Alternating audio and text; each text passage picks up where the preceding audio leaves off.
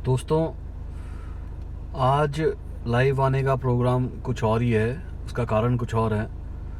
कुछ बातें हैं, कुछ सवाल है जो सुशांत को लेकर के मन में घूम रहे हैं। उनका जवाब मिल जाना बहुत ज़रूरी है। उनका जवाब पता चलना जनता के लिए बहुत ज़रूरी है। पहला सवाल, दिशा साल्यान का मर्डर होता है 8 तारीख को, 8 जून 2020 को। तो ऐसी क्या वजह बनी कि 8 जून को ही रिया चक्रवर्ती को सुशांत का घर छोड़कर जाना पड़ा। पहली बात।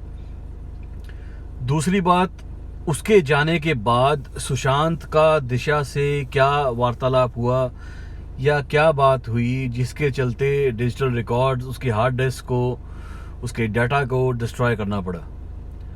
दूसरी बात, रिया चक्रवर्ती ने एक बहुत ही नामी प्लेटफॉर्म न्यूज़ चैनल पर आकर के एक सिंपैथी भरा इंटरव्यू दिया।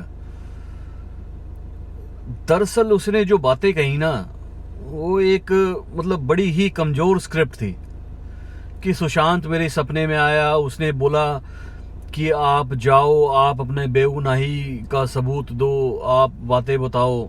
तो सुशांत क्या 70 दिनों के बाद, 75 दिनों के बाद ही सपने में आया क्या? उससे पहले नहीं आया? क्या बकवास कर रही है ये लड़की? इतना गिरा हुआ इंसान भी कोई हो सकता है? शर्म है इसके ऊपर, लानत है इसके ऊपर। दूसरी बात, इसने इंटरव्यू में आकर के ये दर्शाने की कोशिश की कि सुशांत के अपने परिवार के साथ बढ़िया रिलेशन नहीं थे। वो एक ड्रग एडिक्ट आदमी था। वो गांजा, स्मैक, हेरोइन, एसडीएल, एमएलडी, जो भी है, मुझे नाम भी नहीं पता, वो कंज्यूम करता था। और हालांकि एम्स की जो शुरुआती रिपोर्ट आज आई है, उसके अंदर ये बताया गया है कि उसका जो विसरा जांच आई है, उसकी शुरुआती रिपोर्ट ये दर्शाती है कि उसमें कोई भी टॉक्सिक पदार्थ नहीं था। दूसरी बात, और क्या मैं आपको समझाना चाहता हूं कि सिद्धार्थ का जो कुक था नीरज, उसने ये बताया कि सुशांत को मैं सिगरेट के रोल्स बनाकर देता था, और सुशांत की डेथ के बाद वो रोल्स का बॉक्स मैंने चेक करा, वो खाली था। कोई भी टॉक्सिक पदार्थ दोस्त आप लेते हो या कोई भी ड्रग्स लेते हो तो उसकी बॉडी में उसके 15 दिन तक ट्रेसेस रहते हैं। तो ऐसा कैसे हुआ कि सेम डे कंज्यूम करने के बाद या 5 दिन 7 दिन पहले कंज्यूम करने के बाद भी उसके विसरा रिपोर्ट में वो टॉक्सिक रिपोर्ट्स नहीं आई? तो ये तो एक प्रोपेगेंडा रचा गया ना कि उसको ड्रग एडिक्ट साबित कर दो, उसको पागल साबित कर दो, उसको डिप्रेशन में साबित कर दो, और सब कुछ आपका जो है वो चल जाएगा, आप क्लीन चिट बच के निकल जाओगे। तीसरी बात, सिद्धार्थ पिठानी का इसके अंदर बहुत बड़ा रोल है। सिद्धार्थ पिठानी ही नहीं, इसके अंदर संदीप सिंह का बहुत बड़ा रोल है। संदीप सिंह ने सितंबर 2019 से लेकर के और अगस्त 2020 तक कई बड़ी फिल्मी सितारों से कई देर तक बात की है, जिसमें रणबीर कपूर भी है, शेखर सुमन भी है और बहुत सारे लोग हैं। तो ये क्या दर्शाता है? सुशांत का फंड कहां यूज किया गया? रिया चक्रवर्ती ने यह इल्जाम लगाया कि सुशांत वाज क्लॉस्ट्रोफोबिया, उसे ऊंचाई से डर लगता था, जबकि ऐसा नहीं था। उसे हमने वीडियो में पैराग्लाइडिंग करते भी देखा है, और उसे हमने उसके फ्लाइट सिमुलेटर में फ्लाइट उड़ाते हुए भी देखा है, सब कुछ करते हुए देखा है। तो ये क्यों किया जा रहा है? मुंबई पुलिस रिया चक्रवर्ती के फादर को बुलाने के लिए जाती है घर पे, वहां किसी को एंटर नहीं करने दिया जाता। 4 आदमी जाते हैं, उनसे पूछने पे ये बताया जाता है कि हमको ईडी ने समन दे के भेजा है कि उसको पुलिस प्रोटेक्शन में लेके आओ। ईडी ऐसा कोई भी समन जारी नहीं करती कि मुंबई पुलिस को प्रोटेक्शन के अंदर उसको लेके आया जाए। मैं समझ नहीं पा रहा हूं, ये हो क्या रहा है? इतने बड़े बड़े लोग इसके अंदर इन्वॉल्व है कि आप लोग सोच में नहीं सकते।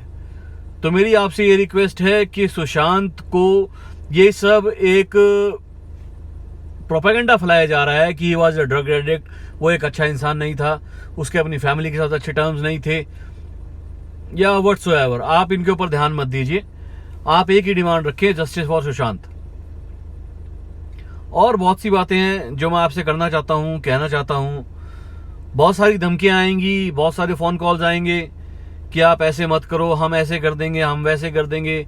सुशांत का एक दोस्त है हिवारकर, उसका नाम मुझे ध्यान में नहीं आ रहा है, जब उसने रिपब्लिक भारत पर इंटरव्यू दिया कि I know the persons who visited Sushant house on 13th जून, मैं उनके नाम भी रिवील कर दूंगा अगर मुझे प्रोटेक्शंस दिए जाए।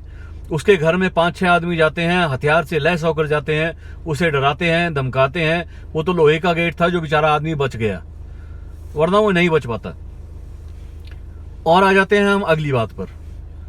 अगली बात ये है कि रिया चक्रवर्ती मॉर्चरी में जाती है, जहां पर उसकी बहन को भी नहीं जाने दिया जाता, सुशांत की बहन को। वहां वो कैसे एंटर हो जाती है और वो उसके छाती पे हाथ रखकर कहती है सॉरी बाबू। सॉरी बाबू, आप एक बात बताइए, सॉरी कोई आदमी कब कहता है? या तो उसने कुछ गलत किया हो, या फिर वो कुछ कर ना सका हो उसको बचाने के लिए। तो कुछ कर ना सका हो, ये बात तो हजम नहीं होती, क्योंकि 8 जून को रिया चक्रवर्ती उसका घर छोड़ के चली गई थी और उसके बाद उसने उसके कॉल्स ब्लॉक कर दिए थे। वो उसको क्या दवाई दे रही थी, क्या दवाई नहीं दे रही थी, वो किसी को नहीं पता। ड्रग पैडलर्स, डीलर्स के साथ उसके कॉन्टैक्ट्स जो हैं वो चैट्स में साबित हो चुके हैं। She used to consume drugs since 2017, और सुशांत की लाइफ में तो वो बहुत बाद में आई है। सुशांत को उसने ड्रग्स दे दे करके, धीमा जहर दे दे करके उसका माइंड को अपने कब्जे में लिया है और अल्टीमेटली उसे मार दिया गया है। और दिशा साल्यान का केस भी इससे, आप कहते हो 100%, मैं कहता हूं 250% इससे जुड़ा हुआ है। और बहुत बड़े बड़े बॉलीवुड के लोग, बहुत बड़े बड़े राजनीति के लोग इससे जुड़े हुए हैं। सीबीआई जांच कर रही है, ईडी जांच कर रही है, और अब तो खैर एनसीबी भी इसके जांच के अंदर आ गई है। आप देखिए क्या रिजल्ट्स आते हैं। मॉर्चरी में रिया की बहन को, सॉरी सुशांत की बहन को नहीं जाने दिया जाता और रिया चक्रवर्ती को जाने दिया जाता है। ये आपको क्या दर्शाता है? रात को 11 बजे बॉडी का पोस्टमार्टम करने की क्या जरूरत थी? यूजुअली ये प्रोटोकॉल होता नहीं है, शाम को 6 बजे के बाद पोस्टमार्टम नहीं होता। दिशा साल्यान का पोस्टमार्टम 3 दिन तक नहीं हुआ।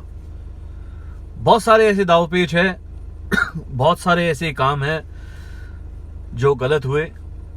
बस मेरी आप सबसे यही रिक्वेस्ट है कि डटे रहें। हमें सुशांत को जस्टिस दिलवाना है। He was a gem of a person, बहुत अच्छा इंसान था, बहुत अच्छा एक्टर था। डरे नहीं, डटे रहें। धन्यवाद।